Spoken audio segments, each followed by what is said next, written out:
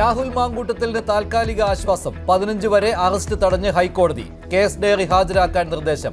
രണ്ടാം കേസിലും arrest തടയണമെന്നാവശ്യപ്പെട്ട് Rahul Thiruvananthapuram sessions കോടതിയിൽ അപേക്ഷ നൽകി.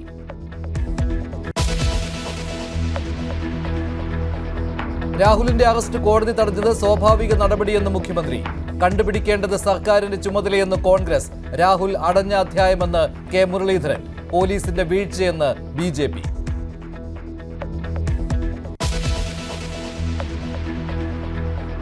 കൊട്ടിയത്ത് തകർന്ന ദേശീയപാത 2 ദിവസത്തിനകം ഗതാഗത യോഗ്യമാക്കുമെന്ന് നിർമ്മാണ കമ്പനി.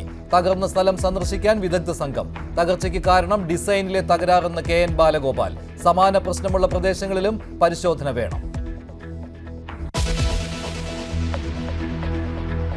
തദ്ദേശ തെരഞ്ഞെടുപ്പ് ചൂടിൽ സംസ്ഥാനം. ആദ്യഘട്ടത്തിന്റെ പ്രചാരണത്തിന് നാളെ കൊട്ടിക്കലാശം. ചൊവ്വാഴ്ച വിധി എഴുതുന്നത് 7 ജില്ലകൾ.